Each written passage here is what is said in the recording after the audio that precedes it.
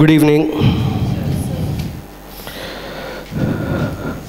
Yesterday we started with capital structure and decision.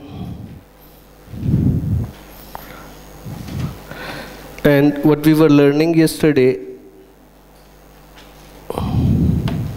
we are having three basic sources of finance, and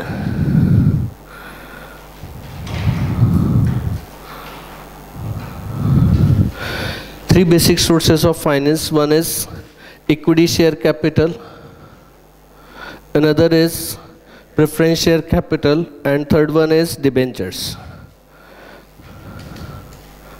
These are the three basic sources, and there are three considerations that should be kept in mind. One is risk, another is cost, and third one is control. These are the three considerations we are having, and what we have learned that in case of the equity share capital, risk from the company's point of view is lowest, cost is highest, and there is dilution of control. Dilution of control. Then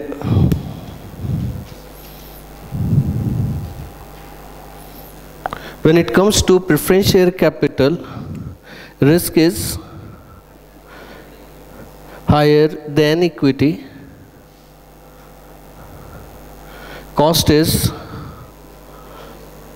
lower than equity, and dilution of control only in exceptional situation. Only in exceptional situation. Now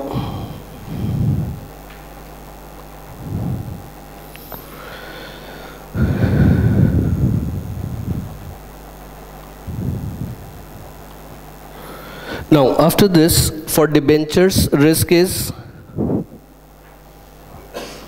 highest, cost is lowest, and there is no dilution. Is this clear? Now, अब इसके basis पे how we determine the capital structure. अब हम capital structure कैसे determine करेंगे? Now,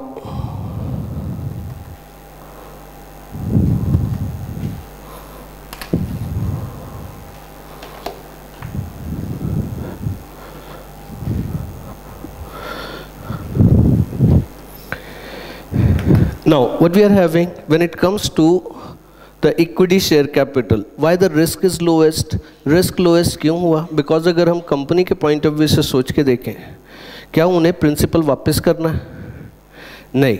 The principal is to be repaid only in the event of winding up. Then whether there is a obligation to pay the dividend.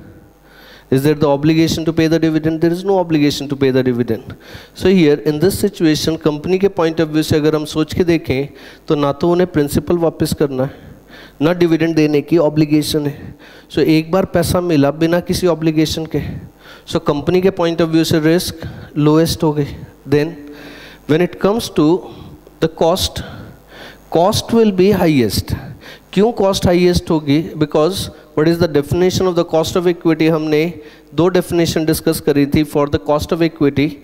This is minimum amount of dividend payable to maintain the prices at existing level, and the second definition for the cost of equity is it is equal to expectations of shareholders. ठीक. अब यहाँ पे जब हमारे को company के point of view से सोच के देखना है, ठीक, अभी तो हमने कंपनी के पॉइंट ऑफ व्यू से सोच के देखा तो रिस्क लोएस्ट है. अब शेयर होल्डर के पॉइंट ऑफ व्यू से सोच के देखो, अगर शेयर होल्डर के पॉइंट ऑफ व्यू से सोच के देखा तो क्या होगा? शेयर होल्डर ने एक बार पैसा लगाया तो क्या उसे प्रिंसिपल वापस मिलने की गारंटी है? Is there any guarantee for the repayment of principal? There is no guarantee. Then is there any guarantee for the dividend? ना प्रिंसिपल वापस मिलने की गारंटी है, ना फिर डिविडेंड की गारंटी है. तो अगर preference share holder equity share holder के पॉइंट ऑफ व्यू सोचो तो उसने तो रिस्क हाईएस्ट ली है। अगर वो हाईएस्ट रिस्क ले रहा है so he will be expecting highest return. So as a shareholder he is going to expect the highest returns here, and अगर वो highest return expect करेगा then the cost will be highest, and once you become the shareholder of the company you become the member of the company, you can participate in the voting right।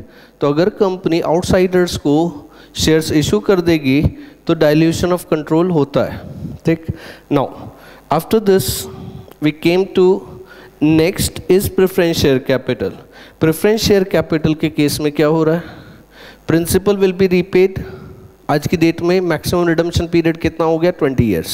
So 20 years से तो ज़्यादा redemption period नहीं हो सकता। So redemption period is 20 years. So in that 20 years they will have to pay the principal, and if they are having the profit then they will have to pay the dividend also, ठीक। So वहाँ पे अब क्या होगा, that there will be dividend as well as there will be repayment of principal as well as if there are profits then there will be dividend also। अब अगर हम company के पॉइंट ऑफ व्यू से सोचें तो risk बड़ी, principal वापस करना है एंड डिविडेंड, अगर प्रॉफिट है तो डिविडेंड देने की ऑब्लिगेशन है। Then after this the cost is lower than equity. अगर प्रेफरेंस शेयर होल्डर के पॉइंट ऑफ व्यू से सोचो he is more secured as compare to equity share holder.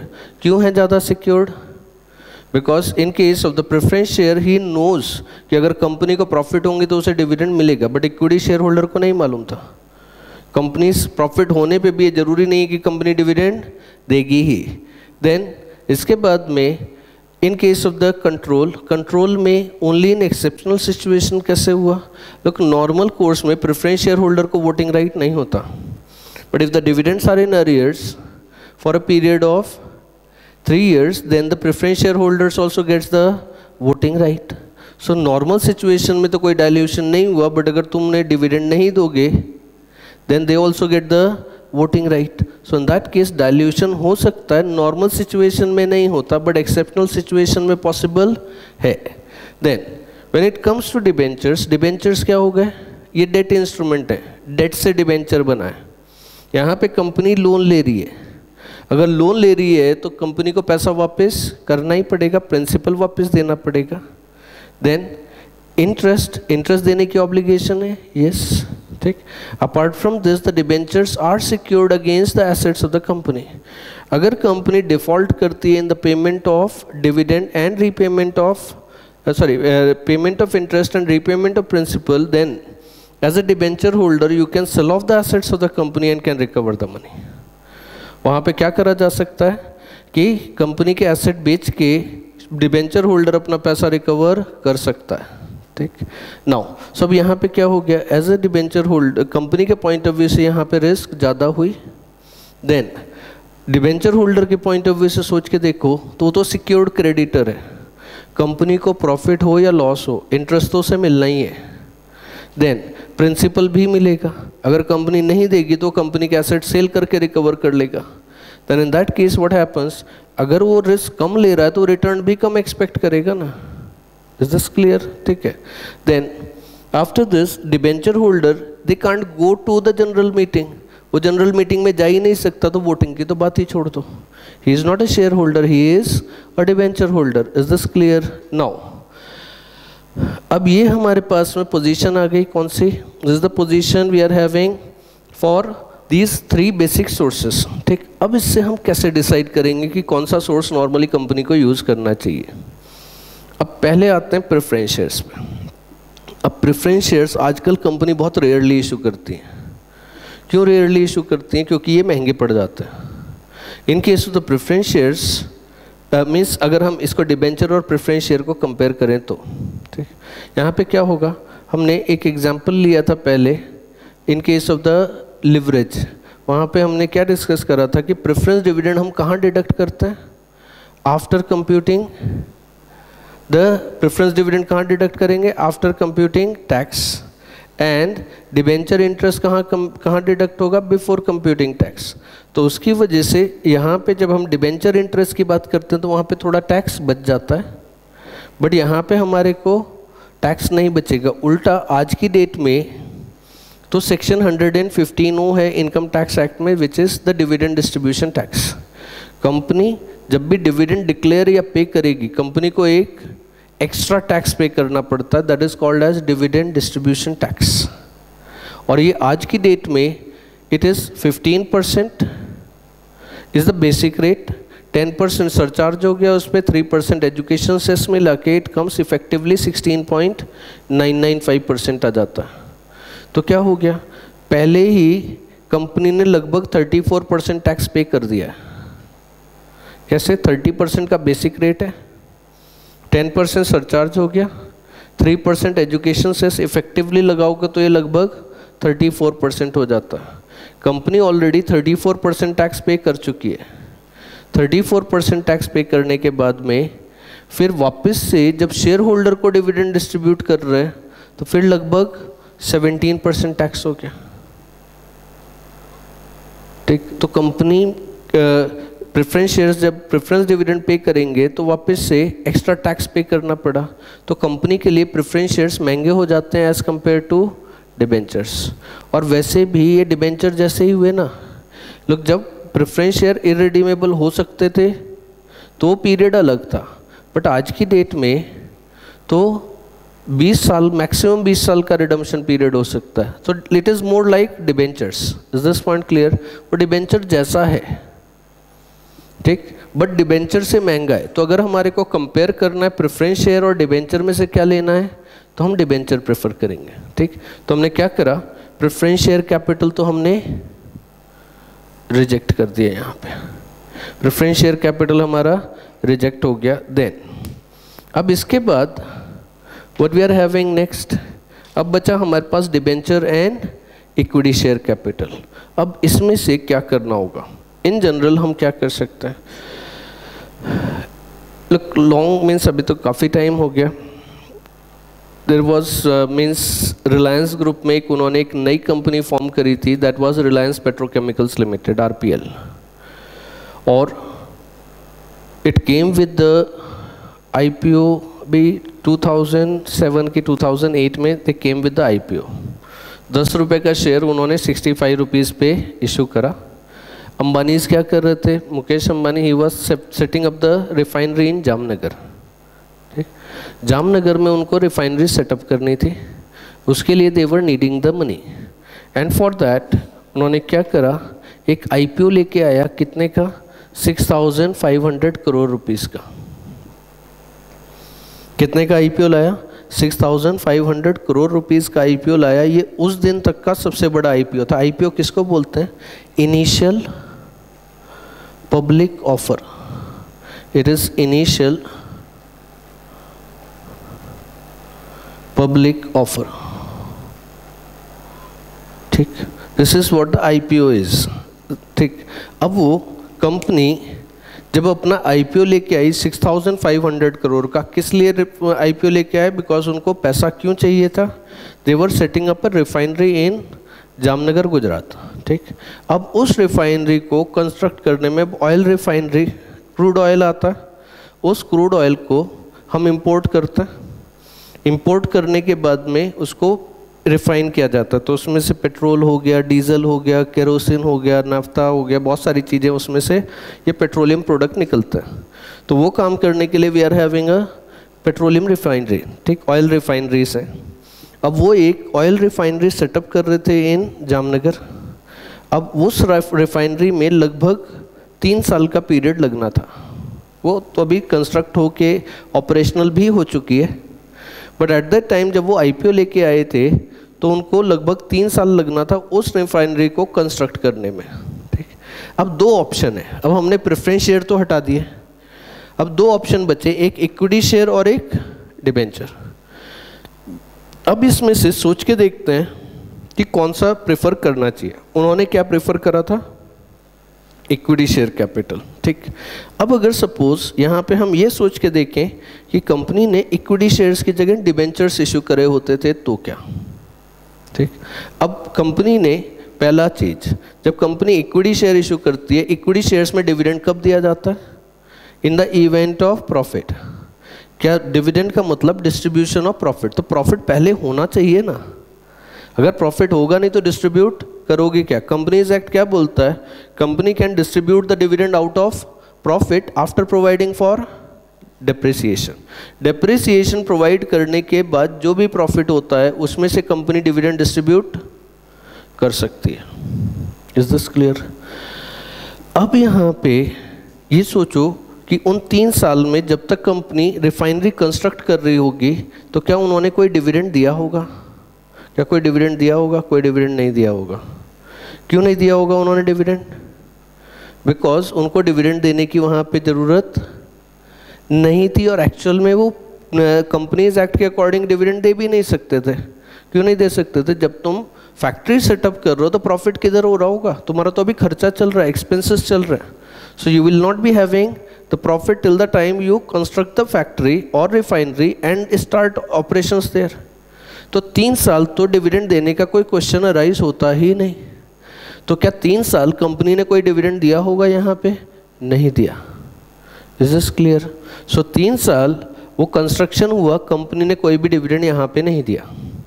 Then उसके बाद में जब कंपनी ऑपरेशनल हो गई तो उसके बाद तो डिविडेंड, प्रॉफिट हुए होंगे तो डिविडेंड दिया रहेगा। नाउ अब इसकी जगह अगर कंपनी डिबेंचर इशू करती थी, अगर डिबेंचर इशू करा होता था तो कम से कम 10% तो रेट ऑफ इंटरेस्ट रहेगा। आज की डेट में अगर बैंक में पैसा जमा करके मेरे को 9% इंटरेस्ट मिलता है, सो अगर प्राइवेट कंपनी अपने डिबेंचर्स इशू करेगी तो इन्वेस्टर उससे रिटर्न ज़्यादा ही डिमांड करेगा ना। So at least 10% they will be demanding. This I am considering is very less rate of interest. Practically होगा क्या, जो रेट ऑफ इंटरेस्ट होगा वो 10% से ज़्यादा ही रहा होगा, बट एटलीस्ट 10% तो कंसीडर करेंगे। अब 3 साल में अब कंपनी का अगर लॉस है तो क्या कंपनी को इंटरेस्ट पे करना पड़ेगा, सर इज यस। कंपनी को लॉस है तब भी कंपनी को इंटरेस्ट तो पे करना ही पड़ेगा ना। तो 3 साल में उन्होंने कितना इंटरेस्ट पे किया होता, 650 इंटू 3, 6500 का 10% आ गया, 650 इंटू 3 करा तो कितना आ गया, 1950 करोड़ रुपीस। सो उन्होंने 2000 करोड़ रुपए बचा लिए 3 साल में। ठीक, जहाँ क्या करना चाहिए था, इक्विटी शेयर्स ही इशू करना चाहिए था। When it comes to the equity market और स्टॉक मार्केट, वहाँ पे आज की डेट में अंबानी से ज़्यादा कोई स्मार्ट कोई दूसरा बिजनेसमैन नहीं है। They have tapped the stock market in such A way which is beneficial for them. 3 साल उन्होंने कोई डिविडेंड नहीं दिया। ठीक, उसके बाद में जब कंपनी ऑपरेशनल हुई तो उन्होंने क्या कर दिया, उसको मर्ज कर दिया विद रिलायंस इंडस्ट्रीज। उन्होंने क्या करा, 3 साल 4 साल बाद, मीन्स इसके 1 साल बाद आईपीओ लाने के 1 साल के अंदर अंदर उन्होंने क्या करा, रिलायंस पेट्रोकेमिकल्स लिमिटेड को मर्ज कर दिया विद रिलायंस इंडस्ट्रीज। जब डिविडेंड देने की बारी आई तो रिलायंस इंडस्ट्री में मर्ज कर दिया। Now what happens here, they have done it smartly. अगर वो रिलायंस इंडस्ट्री में ही वो लेके आते तो उनको एक राइट इशू लेके आना पड़ता था। राइट इशू कब होता, जब company makes the further issue of share. Already एक आईपीओ लेके आए हैं, कंपनी ने ऑलरेडी जनरल पब्लिक से स्टॉक मार्केट के थ्रू पैसा लिया हुआ है, फिर और शेयर इशू करने हैं तो उसको हम बोलते हैं राइट इशू।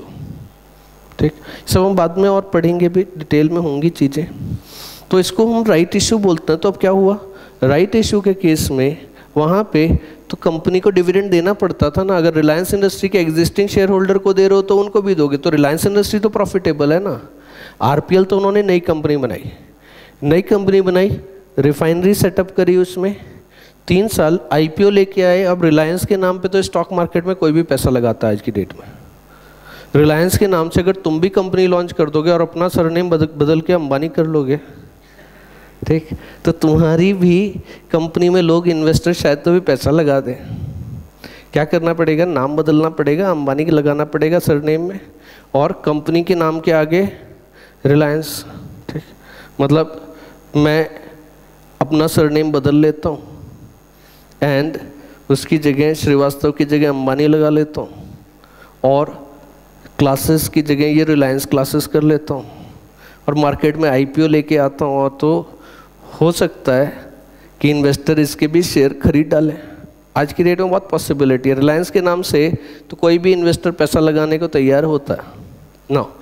अब यहाँ क्या हुआ, कैसा हो रहा था, इस प्रोजेक्ट को प्रॉफिटेबल होने में ज़्यादा टाइम लगना था, तो यहाँ पे इक्विटी शेयर इशू करने चाहिए थे कि डिबेंचर।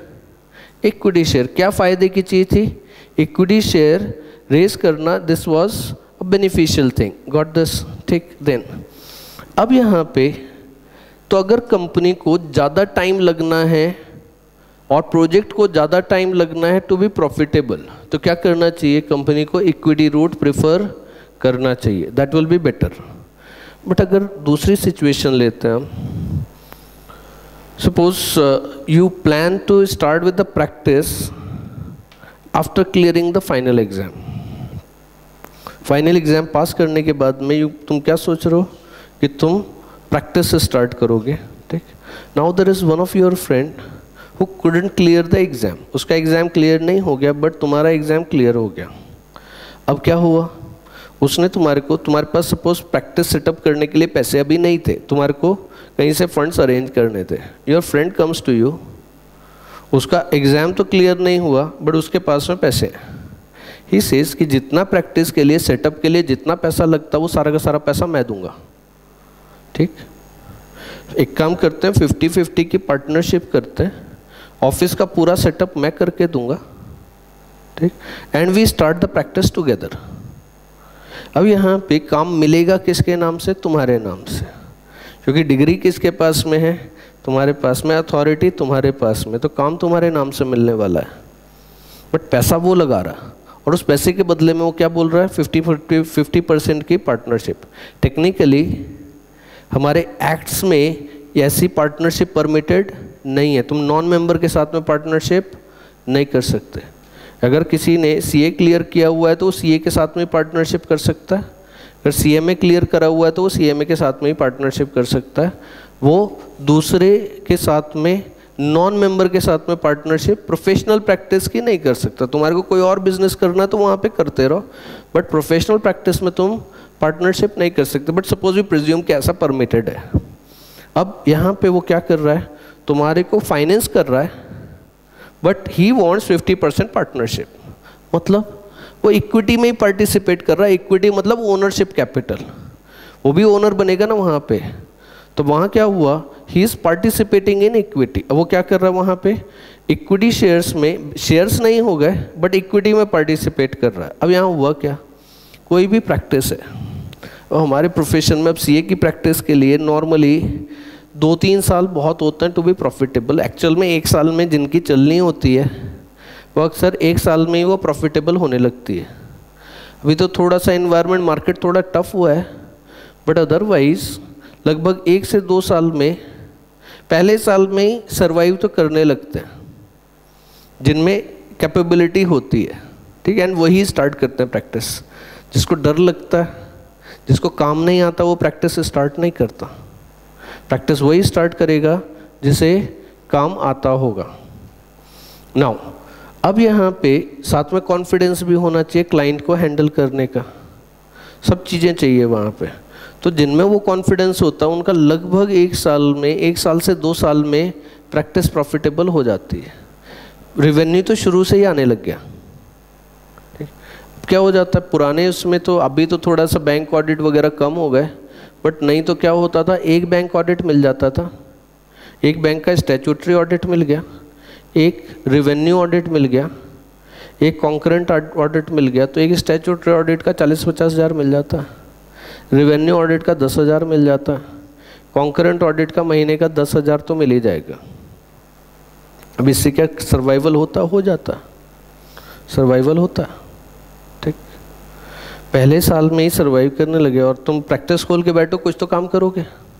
अभी एक्चुअली में बैंक ऑडिट कम हो गए, अब सिर्फ वो कैटेगरी 1 फर्म को ही मिलता है, मतलब बड़ी फर्म्स को ही मिलता है, छोटी फर्म्स में बहुत कम हो गया है। बट फिर भी अब कैसे प्रैक्टिस स्टार्ट करिए तो कुछ ना कुछ तो आता होगा ना।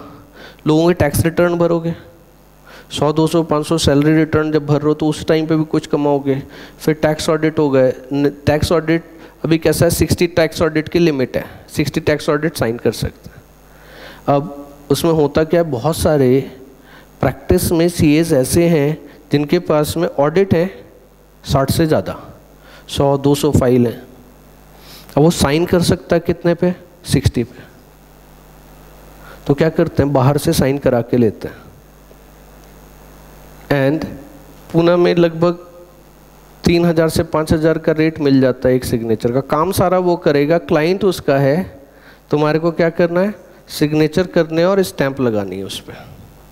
ठीक, तो क्या हो गया, अब ऐसे 60 नहीं तो 30 तो मिल जाएंगे ना सिग्नेचर। ठीक, तो कितना हो गया, 1-1.5 लाख रुपए तो हो गया। और कुछ तो काम करोगे ना, तुम अपने भी 2-4-5 क्लाइंट तो लेके आओगे। सो आखिर में पहले साल में इतना तो होने लगता है कि शायद सरवाइव कर जाए। अब दूसरे तीसरे साल में तो वो प्रैक्टिस ठीक ठीक चलने लगती है। तो अब ये बताओ कि क्या उस फ्रेंड का ऑफ़र एक्सेप्ट करना चाहिए हमारे को? नहीं, उससे अगर ऑफ़र एक्सेप्ट करा तो ज़िंदगी भर मीन्स पार्टनरशिप, अगर हम ये कंपनी जैसा सोचें तो एक बार शेयर होल्डर बन गया तो शेयर होल्डर बन गया ना, तो उसको डिविडेंड देना ही पड़ेगा।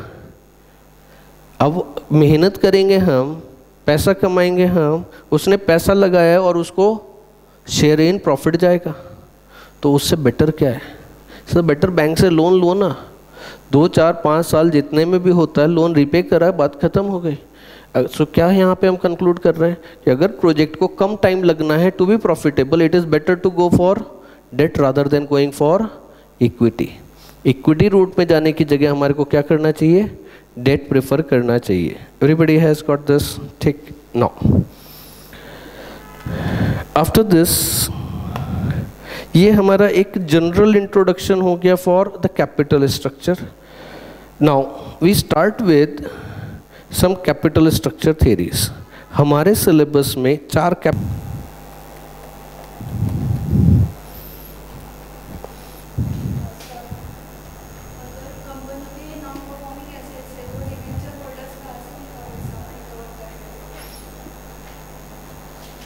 एनपीए बैंक के होते हैं, नॉन परफॉर्मिंग एसेट्स किस रेफरेंस में बात कर रहे हो?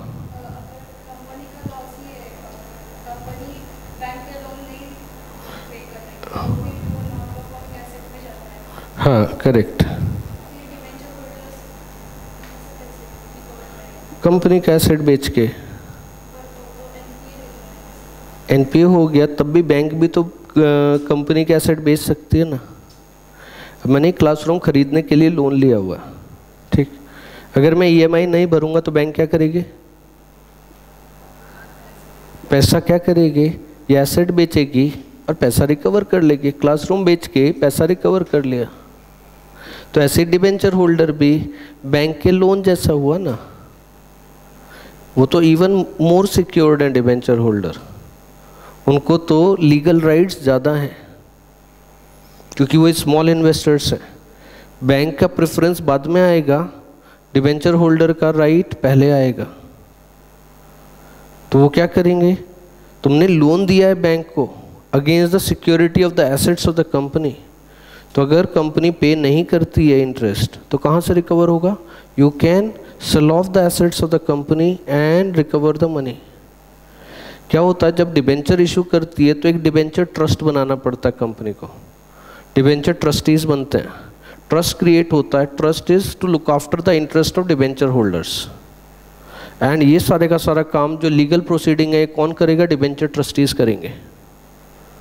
वो सब चीज़ देखेंगे कि जो डिबेंचर होल्डर है उनका नुकसान नहीं हो। और एक बार अगर कंपनी ने डिबेंचर्स का रीपेमेंट में डिफ़ॉल्ट किया तो दोबारा मार्केट से डिबेंचर्स के थ्रू पैसे नहीं ले सकती, ठीक।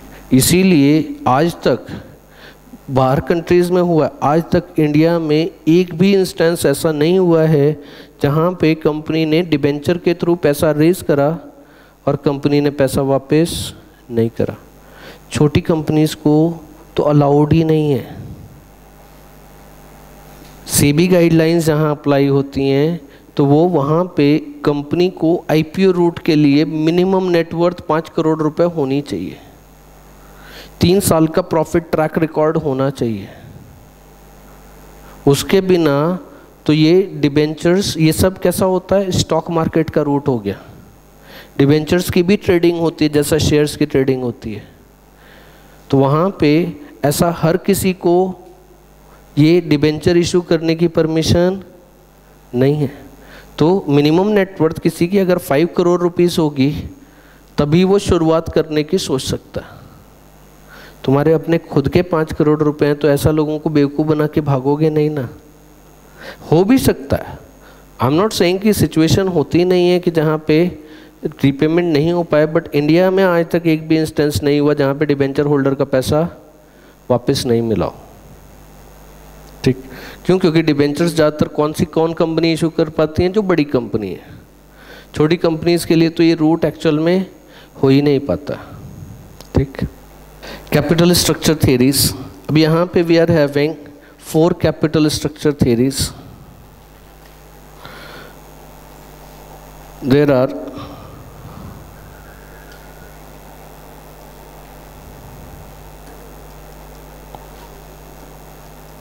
4 capital structure theories. Under that, right, first, net income approach.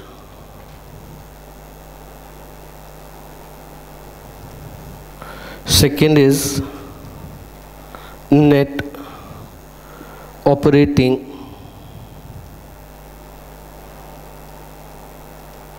income approach. Third,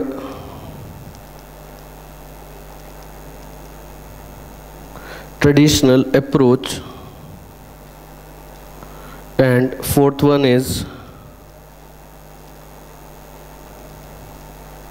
Modigliani and Miller approach.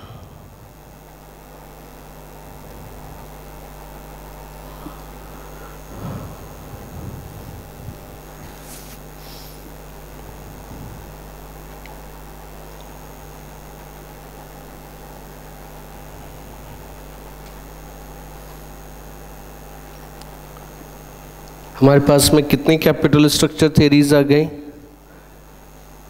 We are having 4 capital structure theories. कौन सी थियरीज हैं? पहली है net income approach, then second one is net operating income approach, third one is traditional approach and fourth one is Modigliani and Miller approach. ठीक, ये मोडिग्लियानी and Miller approach है, मोदिग्लियानी and Miller approach नहीं है। ठीक है, ठीक, कि अब मोदी हर जगह आ गया, इंडिया में तो था, बाहर भी चला गया, मिलर के साथ में मिलकर थियरी दे दी। ठीक, नाउ अब मोदी तो खुद ही बोलता है कि उसकी हैंड राइटिंग अच्छी नहीं थी इसलिए पास हो गया वो। मीन्स कि जो पेपर चेक करने वाला था उसको हैंड राइटिंग क्या लिखा हुआ है समझ में नहीं आया, शायद इसलिए पास कर दिया। अभी आया था उसका स्टेटमेंट। ठीक, नाउ सो यहाँ पे कौन सी थियरी है? मोडिग्लियानी है। ठीक, मोदिग्लियानी नहीं है। ठीक, नाउ अब यहाँ पे कोई भी थियरी हुई उसके लिए कुछ अजम्पशंस तो चाहिए। ठीक, बिना अजम्पशन के कोई थियरी आती नहीं, और ज़्यादातर जो अजम्पशन होते हैं वो किसी काम के होते नहीं, इसलिए थियरी भी किसी काम की होती नहीं है। एग्ज़ाम में पढ़ने के अलावा, एग्ज़ाम में लिख के आने के अलावा किसी प्रैक्टिकली किसी काम की होती नहीं है सब थियरी। ठीक, बढ़िया है कि लोग हैं फालतू बैठे हैं, कुछ ना कुछ तो करेंगे ही ना। ठीक, देन बट क्या है, इन ज़्यादातर थियरी से थोड़ा बहुत गाइडेंस मिलता है, ये सब एकेडमिक पर्पस के लिए रहती हैं, प्रैक्टिकली इनका कोई इम्प्लीमेंटेशन होता नहीं। तुम ये सोचो कि जॉब लगने के बाद में तुम ये सारी की सारी थियरी वहाँ पे कंपनी में जिसमें जॉब मिला वहाँ अप्लाई करके आ जाओगे तो नहीं कर पाओगे। ठीक, तुम्हारी जॉब जरूर चली जाएगी बट ये थियरीज इम्प्लीमेंट नहीं हो पाएंगी। नाउ अब यहाँ इनके लिए अब जो हमारे अजम्पशंस हैं, अजम्पशंस 2 कैटेगरी के हैं, एक कॉमन अजम्पशंस और दूसरे हैं स्पेसिफिक अजम्पशंस। कॉमन अजम्पशंस क्या हो गए? जो चारों थियरी के लिए एप्लीकेबल हैं वो हैं हमारे कॉमन अजम्पशंस। जो उस एक स्पेसिफिक थियरी के लिए एप्लीकेबल हो रहा होगा वो स्पेसिफिक अजम्पशंस हैं। ठीक, अब यहाँ पे when it comes to the assumptions, well, first we take the common assumptions here, common assumptions. लेकिन थियरीज को समझने के लिए सबसे इम्पॉर्टेंट क्या है, ये हमारे assumptions ही है, ठीक। इसके बाद में हम कुछ फॉर्मूले सीखेंगे, ये सब होने के बाद में we'll be starting with the theories. तो बैकग्राउंड के लिए हमारे को पहला assumption चाहिए, और ये assumptions हमने जो common assumptions लिखे हैं ये चारों theories को applicable होते हैं. Then first assumption is there are only two type of capital,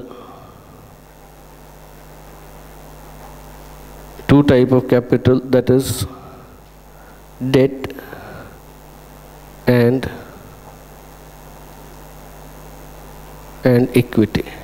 सो यहाँ पे हम क्या एज्यूम कर रहे हैं कि प्रेफरेंस शेयर नहीं है. Preference share is also actually called as the hybrid capital. Hybrid capital क्यों बोलते हैं इसको? Because it is having the characteristics of both debt as well as equity. Debt जैसी करेक्टरिस्टिक क्या है? प्रिंसिपल वापस होना है, एंड अगर प्रॉफिट है फिक्स रेट ऑफ डिविडेंड है, उस फिक्स रेट ऑफ डिविडेंड से हमारे को अगर प्रॉफिट है तो डिविडेंड पे करना पड़ेगा. Got this? तो अब यहाँ पे ये करेक्टरिस्टिक हुई similar to debenture. And share holders जैसी क्या है, मीन्स इक्विटी शेयर जैसी करेक्टरिस्टिक क्या है? Once you subscribe the preference share of the company you become member of the company, means you are the share holder of the company. And जो हमारे को amount मिलेगा दैट इज द डिविडेंड. और dividend कब pay होता है? जब profit होंगे तो, ठीक.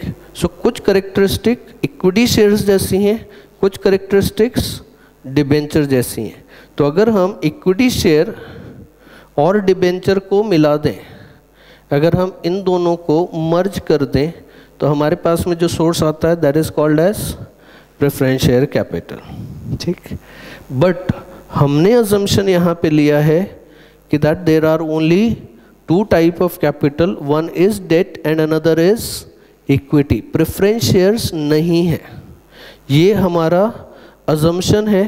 क्या अजम्पशन है? कि प्रेफरेंस शेयर्स नहीं है. देन अब प्रैक्टिकली हो सकते हैं, बट हम एज्यूम कर रहे हैं कि प्रेफरेंस शेयर्स नहीं है. Then second assumption, firm is having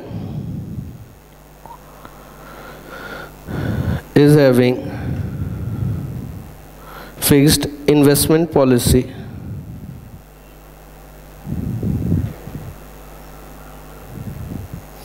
Firm is having fixed investment policy that is total capital employed is constant even though we can change capital structure.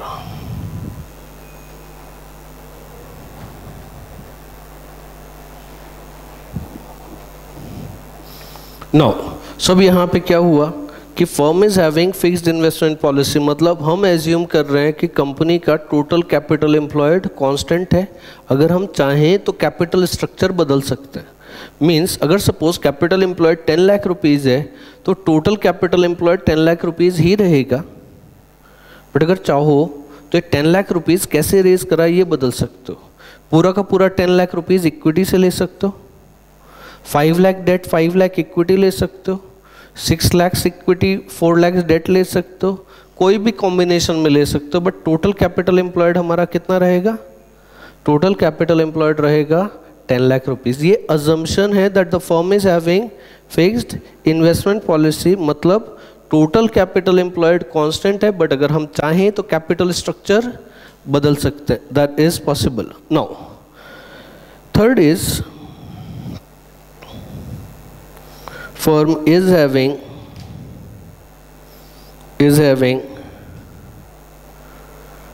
positive net income.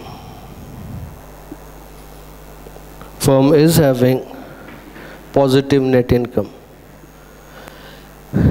Net income का मतलब क्या हुआ? Net income means earnings available to equity shareholders. That is the net income we are having. ठीक. अब यहाँ पे लोग ये assumption क्यों है? लोग कंपनीज के केस में we are having limited liability. ठीक. लिमिटेड लाइबिलिटी मतलब कि अगर कंपनी को लॉस हो गया तो वो लॉस शेयर होल्डर से रिकवर नहीं करा जा सकता. ठीक. पार्टनरशिप फर्म में अगर लॉस भी हुआ है वो लॉस पार्टनर्स को डिस्ट्रीब्यूट होता है. जब हमने पार्टनरशिप अकाउंट पढ़ा है तो जो प्रॉफिट लॉस आता वो सब पार्टनर्स कैपिटल अकाउंट को चला जाता है. प्रॉफिट है तो वो भी जाएगा, लॉस है तो वो भी जाएगा. Is this clear? देन अब इसके बाद नेक्स्ट इज दैट जब हम कंपनी की बात करते हैं तो कंपनीज के केस में they are having the limited liability. अगर कंपनी की लिमिटेड लाइबिलिटी है तो क्या होता है कि लॉस तो रिकवर प्रॉफिट तो डिस्ट्रीब्यूट करा जा सकता है शेयर होल्डर को, बट उसको लॉस डिस्ट्रीब्यूट या उससे लॉस रिकवर नहीं किया जा सकता. ठीक. तब यहाँ पे प्रॉब्लम अराइज हो जाएगी जब हम इन थेरीज पे आएंगे. तो उन्होंने यहाँ पे मान लिया कि कंपनी के सिर्फ प्रॉफिट है. Firm is having positive net income मतलब सिर्फ प्रॉफिट ही है. Even though when we talk about the term profit as per the legal definition या legal interpretation, profit always include the term loss. ठीक. जब भी हम वर्ड यूज कर रहे हैं कहीं पे भी लॉ में अगर प्रॉफिट वर्ड यूज किया हुआ है तो प्रॉफिट ऑलवेज इंक्लूड्स लॉस. ठीक. बट यहाँ पे हम एज्यूम कर रहे हैं that the firm is having positive net income. Then और ये अजम्पशन क्यों लिया है? क्योंकि एक और अजम्पशन ले रहे हैं हम इसके बाद में. all the net income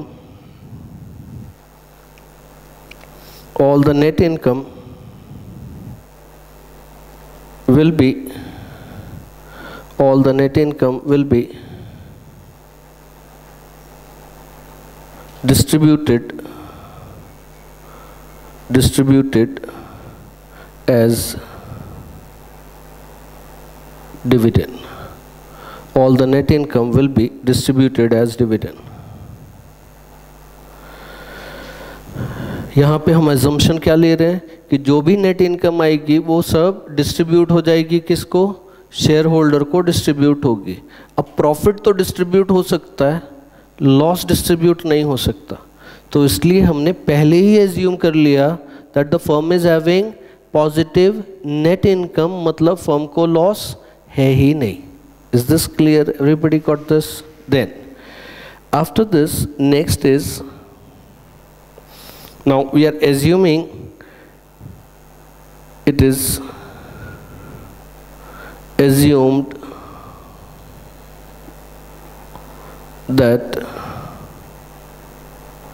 capital markets are, it is assumed that capital markets are perfect. Now this assumption will also never be holding.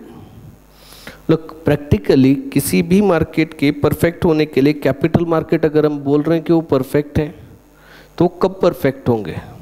कब होगा? वन, वहाँ पे तीन कंडीशन होनी चाहिए. एक, information should be freely and simultaneously available. But practically ना तो इन्फॉर्मेशन फ्री में अवेलेबल होती है ना सबको एक साथ इन्फॉर्मेशन अवेलेबल होती है. लोग, अगर मेरे को एक कंपनी के बारे में इन्फॉर्मेशन चाहिए, हमारे को लगता है कि हमारे को इन्फॉर्मेशन फ्री में अवेलेबल है, बट जो फ्री वाली इन्फॉर्मेशन होती है वो किसी काम की होती नहीं है. वो फ्री वाली इन्फॉर्मेशन किसी काम की होती नहीं है. क्यों? क्योंकि वो ऑलरेडी पब्लिक डोमेन में है, वो सबके पास में है. ठीक. तो कुछ और इन्फॉर्मेशन चाहिए. अगर सिर्फ तुम्हारे को थोड़ी भी इन्फॉर्मेशन चाहिए, इकोनॉमिक टाइम्स खरीदोगे 2, 4, 5 रुपये तो 5 रुपये तो दोगे उसके लिए, paying some price. Business news channel subscribe करोगे तो उसके लिए भी प्राइस पे करना पड़ेगा ना। बट ये भी इंफॉर्मेशन, ये सब कोई बहुत काम की इंफॉर्मेशन नहीं होती। अब जो इंफॉर्मेशन कंपनीज की जो रिपोर्ट्स बनाई जाती हैं, जो एनालिस्ट बनाते हैं, वो एक रिपोर्ट के 5-5 हज़ार रुपये जो सस्ते वाले हैं वो चार्ज करते हैं। जो बड़े एनालिस्ट हैं वो कहीं ज़्यादा पैसा चार्ज करते हैं। They will give you advice but they will take the money. अब यहाँ पे क्या हो रहा है, दैट इंफॉर्मेशन फ्रीली अवेलेबल नहीं है। जो काम की इंफॉर्मेशन है वो फ्री में अवेलेबल नहीं है। देन क्या साइमल्टेनियसली अवेलेबल होती है? वो भी नहीं होती। अब ये सोचो कि अगर कंपनी डिविडेंड डिक्लेयर कर रही है और इस साल अगर कंपनी ज़्यादा डिविडेंड डिक्लेयर कर रही है तो उसकी वजह से क्या होगा? अगर कंपनी ज़्यादा डिविडेंड डिक्लेयर करती है तो क्या शेयर का प्राइस बढ़ेगा? बढ़ना चाहिए, ठीक। अब ये खबर सबसे पहले किसको मिली? डायरेक्टर्स को, क्योंकि उन्हीं का तो रेजोल्यूशन है। डायरेक्टर्स ने ही तो डिविडेंड प्रपोज करा है। सो सबसे पहले किसे पता होगा कि कंपनी कितना डिविडेंड देने वाली है? डायरेक्टर। अब उसके बाद में उसका पब्लिक अनाउंसमेंट करा जाता है। रेजोल्यूशन पास होने के बाद में स्टॉक एक्सचेंज में इंफॉर्मेशन दी जाती है, पब्लिक अनाउंसमेंट करा जाता है। बट ये सब होने के पहले अगर डायरेक्टर कंपनी के शेयर परचेज कर ले, कंपनी ने साल सपोज बहुत हाई डिविडेंड दिया, अब डायरेक्टर को तो मालूम है ना ये बात, उसने क्या करा, कंपनी के 1 लाख शेयर परचेज कर लिए। अब जैसे ही मार्केट में अनाउंसमेंट हुआ, शेयर का प्राइस 10 रुपीज़ से बढ़ गया, उसने क्या करा, बेच दिया। 100 जो भी प्राइस था 10 रुपीज़ ज़्यादा पे बेच दिया। उसने तो बिना कुछ करे 10 लाख रुपए कमा लिए ना 1 लाख शेयर्स पे। ये कहलाती है इनसाइडर ट्रेडिंग। प्रोहिबिटेड है, इलीगल है, ठीक। And SEBI guideline, SEBI act में दिस इज प्रोहिबिटेड एंड इसकी मिनिमम पेनल्टी है 25 करोड़ रुपीस। 25 करोड़ रुपीस और 3 times of the profit which ever is lower. मतलब तुमने उस काम को करके पैसा कमाया या नहीं कमाया, तुम्हारे को 25 करोड़ रुपए की पेनल्टी, 25 करोड़ रुपीस की पेनल्टी पे करनी पड़ेगी। Is this clear? ठीक। तो यहाँ पे क्या हो जा रहा है इस केस में, when it comes to this capital market, so information free में अवेलेबल नहीं है, साइमल्टेनियसली अवेलेबल नहीं है। कुछ लोगों को इन्फॉर्मेशन जल्दी मिलती है, कुछ लोगों को इन्फॉर्मेशन बाद में मिलती है, और यही इन्फॉर्मेशन का ही सारा खेल है। अगर मेरे पास में पहले से इन्फॉर्मेशन, अभी कुछ लोग पकड़े गए ना इसमें मिनिस्ट्री में से इन्फॉर्मेशन निकालते हुए, कैसा बजट आने के पहले गवर्नमेंट क्या अनाउंसमेंट करना चाह रही है, क्या पॉलिसी लेके आना चाह रही है, उसके लिए वो क्या करते हैं, अपने लोग लगा के मिनिस्ट्री की फाइल में क्या हो रहा है। कुछ इन्फॉर्मेशन तो ऐसी थी जो हायर मिनिस्टर्स मीन्स जो मोदी तक इन्फॉर्मेशन नहीं पहुंची, ये लेके जा रहे थे। बस कुछ फाइल की इन्फॉर्मेशन, क्योंकि कैसा है कि अल्टीमेटली प्राइम मिनिस्टर तक तो पहुंचने में थोड़ा लंबा चैनल रहता ना, सेक्रेटरी लेवल पे होगा, फिर मिनिस्टर होगा, फिर प्राइम मिनिस्टर आएगा ना। तो वहाँ पे कुछ तो पॉलिसी डिसीजन ऐसे थे जिनकी कंप्लीट इन्फॉर्मेशन पूरी गवर्नमेंट को नहीं थी, मीन्स प्राइम मिनिस्टर तक खबर नहीं पहुंची, और वो खबर इन कंपनीज के पास में थी। और ये काम करवाने वाले कौन? Ambani and company. They are doing these things. ये पकड़े पहली बार गए हैं, पर ये थोड़ी ना कि पहली बार उन्होंने ऐसा काम किया, हमेशा से करते आ रहे।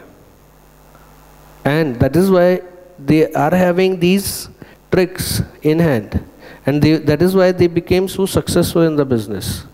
उन्होंने गवर्नमेंट को मैनिपुलेट करा। धीरू भाई अंबानी के टाइम से ऐसा होता है, they were manipulating the government. Budget में बहुत सारे proposal, even Pranab Mukherjee when he used to be the finance minister in 80s, तब भी कुछ प्रपोजल रिलायंस इंडस्ट्री को ध्यान में रख के ही लाए गए जिससे रिलायंस इंडस्ट्री का फायदा हो। Because Pranab Mukherjee was having very good relations with Dhirubhai Ambani. बहुत सारे डिसीजंस, बहुत सारे प्रोविजंस ऐसे लाए गए जिससे एक्चुअल में फ़ायदा सिर्फ एक ही कंपनी को होता था, वो Reliance industries, and that is why in 30 years it became the number 1 company in India. ऐसे ही बने, कोई बहुत फेयर बिजनेस करके ये लोग नहीं बने। इसीलिए मार्केट में बहुत लोग अंबानी पे, रिलायंस इंडस्ट्री पे ट्रस्ट नहीं करते। तो जहाँ भी जनरल पब्लिक में देखोगे, जितनी पब्लिक डीलिंग में, सब में ये फेल हुए। उसकी जगह अगर टाटा की बात करें तो पीपल ट्रस्ट टाटा, ठीक। टाटा का कोई भी वेंचर होगा वो पब्लिक डीलिंग में दे आर सक्सेसफुल। उनके रिटेल स्टोर्स देख लो, जो भी पब्लिक डीलिंग है वहाँ पे normally Tatas are successful and people trust them. क्यों? क्योंकि सब ने टाटा का नमक खाया। ठीक ना। अब वो निरमा नमक खा रहा तो वो अलग बात है, बट बचपन में तो टाटा का नमक खाया होगा ना, ठीक। सब ने कभी ना कभी तो टाटा का नमक खाया ही होगा। ऐसा तो कोई होगा ही नहीं जिसने टाटा का नमक नहीं खाया हो। और नमक खाया तो अब गद्दारी कैसे कर सकते? नहीं कर सकते, ठीक ना। अब यहाँ पे क्या हुआ दैट इन दिस सिचुएशन, अब यहाँ पे क्या हो गया कि रिलायंस में एंड टाटाज में फ़र्क है, बेसिक फ़र्क है, ठीक। अब यहाँ क्या हुआ that when it comes to the capital markets perfect, information freely simultaneously available होते ही नहीं। Then second is market should move quickly to the information. कई बार ऐसा होता है इंफॉर्मेशन आती है मार्केट में बट मार्केट रिएक्ट नहीं करता। 2005 में जब बॉम्बे में फ्लड आया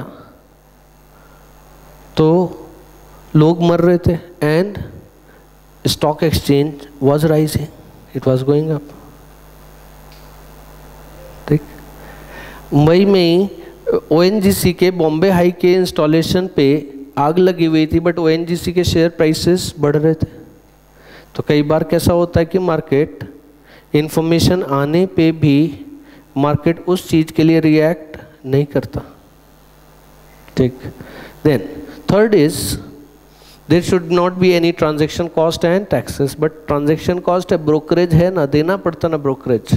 सो ट्रांजेक्शन कॉस्ट है, टैक्सेस हैं, सो ये सब चीज़ें नहीं मीन्स प्रैक्टिकली होती नहीं, बट फिर भी हम एज्यूम कर रहे हैं capital markets are perfect. Then इसके बाद we are assuming there are no taxes. Practically almost every country is having taxes। जो टैक्स हेवन कंट्रीज़ हैं या फिर अगर हम कंसीडर करें दुबई मॉडल है, वहाँ पे दुबई में टैक्स नहीं है। देन व्हाट हैपन्स, बट वो थोड़ी सिचुएशन अलग है। लोग टैक्स के बिना तो कोई कंट्री कैसे सर्वाइव करेगा? तुम कैसे इंफ्रास्ट्रक्चर डेवलप करोगे? अगर सोसाइटी मेंटेनेंस की भी बात हुई तो जो सोसाइटीज़ बनाते हैं तो उनमें भी क्या होगा, यहाँ पे मेंटेनेंस कलेक्ट होता है, उसके बाद में मेंटेनेंस करें या नहीं करें वो अलग बात है। लिफ्ट काम करे नहीं करे वो अलग बात है, बट मेंटेनेंस कलेक्ट होता है ना। ऐसे ही कोई भी कंट्री बिना टैक्स के कैसे सर्वाइव करेगा? कैसे वो वहाँ पे तुम आर्मी लेके आओगे? कैसे वहाँ पे पुलिस, कैसे एडमिनिस्ट्रेशन चलेगा? कोई तो पैसा भरेगा ना उसका। How you will run the administration? तो वहाँ पे दुबई में वो क्या करता है, Look, Dubai is basically rather than a country, it is a city, and this is जो भी है that is owned by one group of person or one family, ठीक। अगर वहाँ किसी को भी बिजनेस करना है तो क्या करना पड़ता है? उनके साथ में एक पार्टनरशिप करनी पड़ती है और उसमें 30% शेयर देना पड़ता है। तो बात तो वही हो गई ना। गवर्नमेंट भी तो यही करती है, टैक्स कैसे लेती है? टैक्स ऐसे ही तो ले रही है गवर्नमेंट। तुम कुछ नहीं भी, गवर्नमेंट कोई हमारे बिजनेस में पैसा लगाती है? नहीं लगाती, बट जब तुम्हारे प्रॉफिट होते हैं उसमें 30% ले जाती है ना। Same thing is there also. तो वहाँ पे वो लोग हैं जो उनकी फर्स्ट फैमिली है, उनके साथ में तुम्हारे को पार्टनरशिप करनी पड़ेगी। टैक्स नहीं बोलते, टैक्स नहीं ले रहे, बट तुमने पार्टनरशिप करी। नो अब वहाँ पे अगर 30% पे शेयर दे दिया तुमने तो जो भी प्रॉफिट होंगे उसका 30% वो लेके जाएंगे ना, ठीक। मीन्स कंपनी बनाई, उसमें 30% के वो शेयर होल्डर हो गए। तो एक्चुअल में थोड़ा बहुत तो इनडायरेक्ट कंट्रोल भी आ गया उनके हाथ में, भले वो कंट्रोल एक्सरसाइज ना भी करें, बट एटलीस्ट टैक्स तो मिल रहा है और उसी पैसे से वो वहाँ का एडमिनिस्ट्रेशन रन कर रहा है, ठीक। बीच में दुबई में दिक्कत हुई थी, दुबई में बहुत प्रॉब्लम होने लग गई थी। सो पीपल वर सेइंग कि दुबई मॉडल फेल कर गया, बट वो कैसे तो भी रिवाइव कर गया। जब रिसेशन आया तो उस टाइम पे अब कैसा होता है कि अब कंपनीज हैं, कंपनीज के प्रॉफिट नहीं हो रहे, इंडिविजुअल पे टैक्स नहीं है, बट एक चीज़ है, इंडिविजुअल पे टैक्स वहाँ पे नहीं है, बट बिजनेसेस पे टैक्स है, इनडायरेक्टली टैक्स होता है।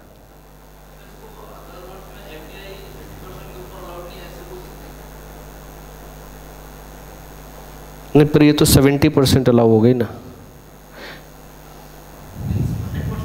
हाँ, 100% नहीं है, 100% FDI अलाउड नहीं हुआ।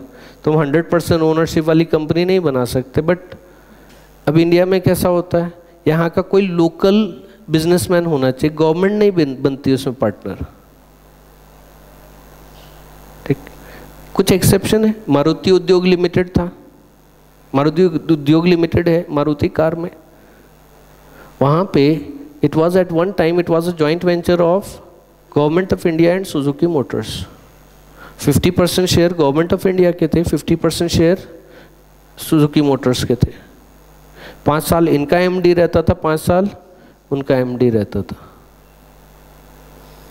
एंड उससे अभी चेंज हो गई है। अभी at present I think Suzuki Motors is having around 74 या 76% स्टेक है। उन्होंने क्या करा, अपने शेयर बेच दिए, किसे, सुजुकी मोटर्स को। गवर्नमेंट के पास में जो शेयर्स थे कुछ उन्होंने जनरल पब्लिक को बेच दिए और कुछ शेयर उन्होंने किसको, सुजुकी मोटर्स को। आई थिंक 25% ऐसा करके उन्होंने कुछ जनरल पब्लिक को निकाल दिया और कुछ उन्होंने उसको बेच दिया। नाउ बट यहाँ पे इन जनरल जो हम बात कर रहे हैं टैक्सेस हैं, टैक्स का नाम कुछ भी दे दो, बट ऐसा नहीं हो सकता कि टैक्स है ही नहीं। बिना टैक्स के एडमिनिस्ट्रेशन रन नहीं करा जा सकता, बट हम एज्यूम कर रहे हैं कि टैक्सेस नहीं है। So these theories were criticized a lot for assuming that there are no taxes, when practically almost every country is having the taxes, ठीक। ये हो सकता है कि एक ट्रांजैक्शन दूसरा ट्रांजैक्शन टैक्स नहीं होता हो, बट जीरो टैक्सेस होना तो पॉसिबल नहीं है, ठीक। देन अब तो इसके लिए ये थियरीज बाद में अमेंड करी गई। हम इन्हीं थियरी को बिना टैक्सेस के भी पढ़ेंगे और इन्हीं थियरीज को विद टैक्सेस भी पढ़ेंगे। Thereafter, behavior of investors is rational. Behavior of investors is rational. अब सब कुछ हो सकता है, ये तो बिल्कुल ही नहीं हो सकता। ह्यूमन बिहेवियर रैशनल हो सकता, नहीं हो सकता। हम मोस्ट ऑफ द केसेस हम वही काम करते रहते हैं जो हमारे को नहीं करने चाहिए और बाद में पछताते रहते हैं, नहीं होता। तुम आज भी सोचते रहो बचपन से लेके अब तक कितने ऐसे काम करे होंगे और अब भी कर रहे होंगे जो पेरेंट्स मना करते मत करो मत करो, बट फिर भी हम करते रहते हैं, ठीक। एंड बाद में नुकसान भी होता है, खुद का भी होता है, पेरेंट्स का भी होता है, सबसे डांट भी खाते हैं, फिर लगता है अरे नहीं करना चाहिए था, एक बार सुन लेते तो। और ऐसा सिर्फ तुम्हारे साथ में हो रहा है ऐसा नहीं है, सबके साथ में होता है, मेरे साथ में भी हुआ, ठीक।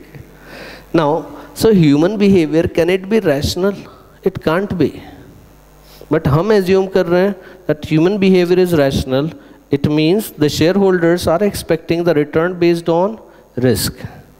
Means जो shareholder return expect करेगा वो किसके basis पे करेगा? Risk assumed by them. That is, shareholders will be expecting returns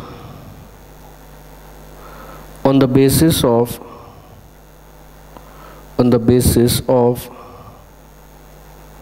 risk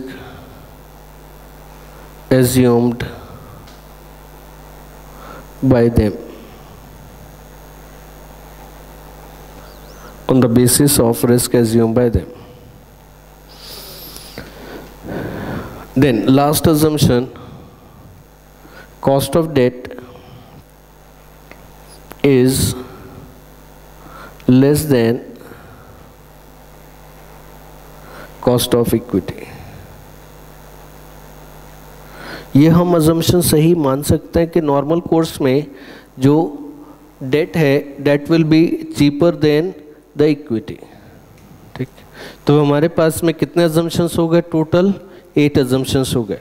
लोग जब हम एग्ज़ाम के लिए प्रिपेयर कर रहे हैं तो थ्योरी ज़्यादातर बेटर रहता है कि अगर हम उसको पॉइंट वाइज याद रखें.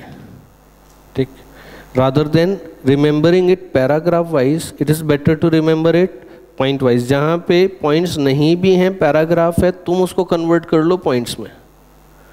उससे फ़ायदा क्या होगा? अब यहाँ पे कॉमन अजम्पशंस कितने हैं? 8 हैं. अब एग्ज़ाम में अगर लिख रहे हो तो तुम्हारे को मालूम है ना कि 8 पॉइंट्स थे वहाँ पे. अब 7 ही पॉइंट्स याद आए लिखते टाइम पे, तो वहाँ पे अब क्या होगा? इसका मतलब एक अजम्पशन छूट रहा है ना. You are forgetting one assumption, so you will pressurise your mind to recall that. और हो सकता है याद आ भी जाए. नहीं भी आया तो ऊपर में जो 7 पॉइंट लिखे हैं उसमें से किसी एक पॉइंट की लैंग्वेज बदलो और वापस से लिख डालो. अब एग्जामिनर को भी दिखाई दिया 8 पॉइंट्स उसके भी सामने और तुमने भी 8 पॉइंट्स लिखे हुए हैं और वो एक एक वर्ड तो पढ़ते नहीं है. ठीक, तो जो किस्मत होती है, लोग किस्मत को काम करने के लिए थोड़ा सा घिसना पड़ता है, थोड़ी कोशिश करनी पड़ती है. ऐसा नहीं कि किस्मत अपने आप काम करने लगेगी. कुछ थोड़ी कोशिश करोगे तो वो होने लगता है, बट कोशिश करनी पड़ती है. कि छोड़ के आ गए कि अरे नहीं आ रहा था तो छोड़ गया. तो एग्ज़ाम में बहुत ईमानदारी का कोई फ़ायदा होता नहीं. जो चीज़ टैली होनी चाहिए वो टैली होनी चाहिए. बैलेंस शीट टैली होनी चाहिए, मतलब होनी चाहिए ना. नहीं भी हो रही तब भी टैली करके आओ ना. अब कैसे करोगे? नॉर्मली कैसा होता है, एसेट साइड तो बन जाती है. एसेट साइड नॉर्मली आसान होती है. दिक्कत होती है उधर लाइबिलिटी साइड में. तो हमारे को टोटल तो मालूम है ना. नहीं भी हो रहा, नहीं भी टैली हो रही है, टोटल तो दोनों तरफ का एक ही लिख के आओ ना. जो टोटल सही लगता है वो टोटल लिख के आओ. यहाँ पे भी अगर किस्मत काम करेगी, साथ देगी, तो वहाँ पे भी मार्क्स कुछ तो मिलेंगे. और बैलेंसिंग फिगर ऊपर कुछ तो भी लिख दो. जो अमाउंट तुम्हारे से नहीं मैच हो रहा है, ऑफिस में भी बैलेंस शीट ऐसे ही टैली करी जाती है. आर्टिकलशिप में सीखोगे, उधर एक्सेल में उधर डिफरेंस का फॉर्मूला डाल के वहाँ पे रखते हैं और उसको किधर कैश बैंक में इधर उधर एडजस्ट करके लेते हैं. ठीक, ऑफिस में कभी बैलेंस शीट बनाने में कभी दिक्कत नहीं आती, वहाँ हमेशा टैली होती है. या एग्ज़ाम में दिक्कत आती है, तो एग्ज़ाम में भी मैनेज करी जा सकते हैं चीज़ें. टैली होता है तो होता है, बस ख़त्म. हम भी टैली करके आएंगे और किस्मत सही होगी तो मार्क्स में मिलेंगे. अनटैलेंटेड छोड़ के आओगे तो एग्जामिनर जरूर चेक करेगा कि किधर गलती करी. ठीक, टैलेंट होगा, 1-2 अमाउंट देखा, नीचे टोटल देखा, सपोज टोटल सही था, ये किस्मत तभी काम करेगी जब टोटल सही होगा. ठीक है. और क्या होता है, एक साइड अगर जो जिस साइड का कॉन्फिडेंस है कि ये साइड तो कर दिया, गड़बड़ इधर हो रही है, तो ये टोटल इधर रखो, इधर से बैलेंसिंग फिगर उठा के उधर रखो और छोड़ दो उसको उधर ही. और रिजल्ट के पहले एक बार शिरडी जाके आओ, भगवान को भी दुआ मांग के आओ कि कुछ करो, हमने अपनी तरफ से तो कोशिश करी है. ठीक है. अब एग्जामिनर को बोलो कि वो भी नंबर दे हमारे को.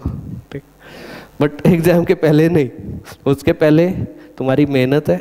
उसके बाद में जब तुम करके आ गए, अब तुमने ऊपर वाले के पेज छोड़ के आओ. ठीक, थोड़ा उधर भी कोशिश करके देख लो कि उधर से भी काम होता है तो किधर से भी, कैसे तो भी पास होने चाहिए. एक बार पास हुए तो पूछता नहीं कि कैसे पास हुए. फिर सीए फाइनल के एग्ज़ाम में एक पेपर मैंने टोटल अटेम्प्ट ही 60 मार्क्स का किया और उसमें मेरे को 66 मिले। मैंने इंस्टीट्यूट से पूछा नहीं कि क्यों दिए 66, ठीक, और किसी ने मेरे से भी नहीं पूछा कि कैसे मिले 66, ठीक, बट है, होता जब किस्मत काम करती है तो सब होता है, ठीक। Now so here these are the assumptions that we are taking here. Now after this we come to some formulas.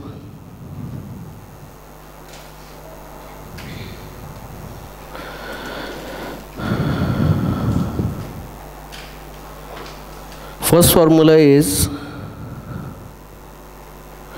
value of firm V is equal to E plus D. Value of firm V is equal to E plus D. What is E? E is market value of equity. D is market value of debt. अब ये हमारे assumption पे ही based है। हमारे को capital मिला कहाँ से? इक्विटी से और डेट से। सो वैल्यू ऑफ फर्म किसके बराबर होगी? Value of equity plus value of debt. एक और फॉर्मूला है इसी के लिए, second formula for value of firm V is equal to EBIT divided by KO. EBIT divided by KO. EBIT is earnings before interest and tax, and KO is average or overall cost of capital.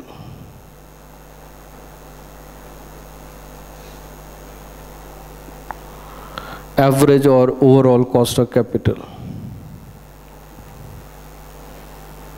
Then after this, next formula is net income. Net income is EBIT minus interest. EBIT minus interest. लोग अब ये formula कैसे आ रहा है? EBIT minus interest. Profitability statement हम कैसे बनाते हैं? Sales minus variable cost is contribution. अब इस कंट्रीब्यूशन में से फिक्स कॉस्ट माइनस कर दिया, so you will get is EBIT। अब इसमें से लेस कर दोगे interest, you will be getting EBT। इसमें से टैक्स माइनस कर दोगे, you will be getting the EAT, earnings after tax. इसमें से लेस कर दोगे preference dividend, you will be getting the net income. Net income मतलब earnings available to shareholders, ठीक। अब यहाँ क्या आया हमारे पास? हमने जो अजम्पशन लिए हैं, we have taken a assumption that there are only two type of capital, one is debt and another is equity। इसका मतलब प्रेफरेंस डिविडेंड तो है ही नहीं। अगर प्रेफरेंस डिविडेंड नहीं है तो क्या होगा? This earnings after tax will be net income. But हमने ये एज्यूम करा है कि टैक्सेस भी नहीं है, सो टैक्स भी नहीं है तो EBIT माइनस इंटरेस्ट, यही नेट इनकम हो गया ना, यही यहाँ पे आ गया। तो ये जनरल फार्मूला नहीं है, जनरल फार्मूला नहीं है। This formula is based on the assumptions we are taking. जहाँ पे हम अजम्पशन बदल देंगे वहाँ पे नेट इनकम हम दूसरे तरीके से कंप्यूट कर रहे होंगे। Got this? देन अब इसके बाद में Fourth, overall cost of capital KO is equal to KD into D upon D plus E plus KE into E upon D plus E.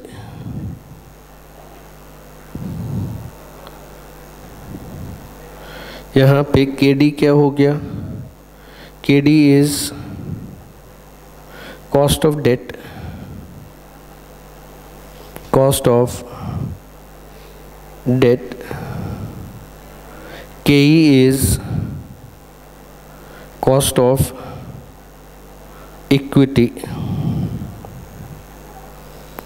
Then ये हमारा एवरेज कॉस्ट ऑफ कैपिटल का formula आया हमारे पास.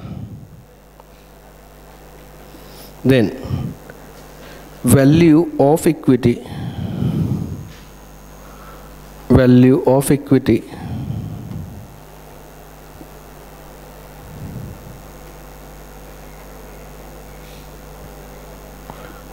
is equal to net income divided by KE. Value of equity is net income divided by KE. Then value of debt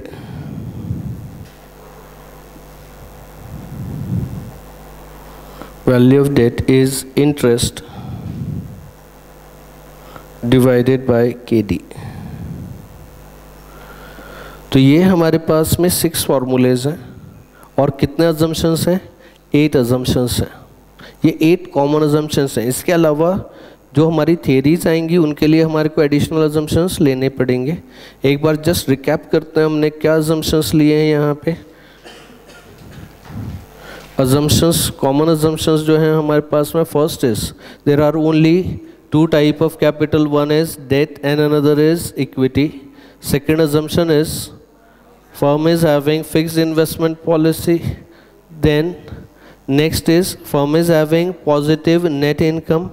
Then all the net income will be distributed as dividend. Then after this it is assumed that the capital markets are perfect. There are no taxes. Behavior of investors is rational. Cost of debt is less than cost of equity. यहाँ पे कैसा हो गया याद रखने के लिए? कैसे याद करोगे? सिंपल सी चीज़ें, तो याद उसको पूरा समझ के ही करो. ठीक है, जब याद करो, जब चीज़ें समझी होंगी तो अपने आप रिकॉल होती हैं. ठीक, सब जो मेमोरी टेक्निक्स एंड ऑल ये सब थोड़े मोमेंट्री होती हैं, उस मोमेंट पे ध्यान दिलाती है. फिर वो ही भूल जाते हो, टेक्निक ही भूल जाते हो, तो फिर वो सब बेकार हो गया. ठीक, so what happens once it is from exam point of view, चीज़ों को जितना अच्छे से समझ के लोगे उतना बेटर होगा. बार बार रिवाइज करते रहो, दैट इज़ गुड. ठीक, चीज़ें, I am not saying don't go for that, but उससे पहले चीज़ों को पहले समझो फिर याद करो. जो समझी हुई चीज़ है वो जल्दी नहीं भूलती. ठीक, क्या हो गया? पहला क्या है? 2 type of capital, debt and equity. Second, fixed investment policy. Then positive net income, all net income distributed, no taxes, capital markets perfect, behavior of investor rational, cost of debt is less than cost of equity. Then after this what you are having next, अब इसके बाद में हमारे पास में फॉर्मूले हैं. Formulas हमारे पास कितने हैं? We are having 6 formulas here. First is value of firm is equal to value of equity plus value of debt, and the second formula is EBIT divided by KO. What is KO? KO is the EBIT is earnings before interest and tax, and KO is the average or overall cost of capital. Then what is KO? KO is equal to KD into D upon D plus E plus KE into E upon D plus E. KD क्या है? KD क्या है? Cost of debt. KE क्या है? Cost of equity. Then net income is EBIT minus interest. Then this is general formula, it is not a general formula, this is specific only for these theories. इसी theories में हम बाद में taxes भी लेंगे, तब ये फार्मूला काम नहीं करेगा, ठीक। Then value of equity is net income divided by k e, value of debt is interest divided by k d. सो ये हमारे पास में 6 फार्मूलेज आ गए और अजम्पशंस आ गए। अब इसके बेसिस पे हमारे पास में 4 थियरी हैं। 4 थियरीज कौन सी थी हमारे पास में? 4 theories, net income approach, net operating income approach, traditional approach and Modigliani and Miller approach. सो ये हम फिर थियरीज मंडे से ही स्टार्ट करेंगे फिर, ठीक है। सो यहाँ तक कोई डाउट, कोई क्वेश्चन? हाँ, कौन सा बता? Is having fix investment policy. लोग हमने एज्यूम करा कि कैपिटल एम्प्लॉयड हमारा कांस्टेंट है, हम कैपिटल एम्प्लॉयड नहीं बदल रहे। अब जो मैंने क्लासेस में कैपिटल लगा दिया, उतना कैपिटल है उतना ही लगा हुआ है। बदल क्या रहे हो? Capital structure. हम कैपिटल स्ट्रक्चर थियरी पढ़ रहे हैं, तो हम कैपिटल एम्प्लॉयड नहीं बदलेंगे, हम क्या बदलेंगे? कैपिटल स्ट्रक्चर बदलेंगे। ये अजम्पशन है, अजम्पशन है। प्रैक्टिकली कैपिटल बदल सकता है और बदलता है, बट हमारा अजम्पशन है कि कैपिटल एम्प्लॉयड नहीं बदलेगा। क्या बदलेगा? Capital structure. ये अजम्पशन लिया है। तुम मेरे को ये बोलो कि जस्टिफाई करो, कुछ नहीं, अजम्पशन है, ठीक, सिर्फ इतना है।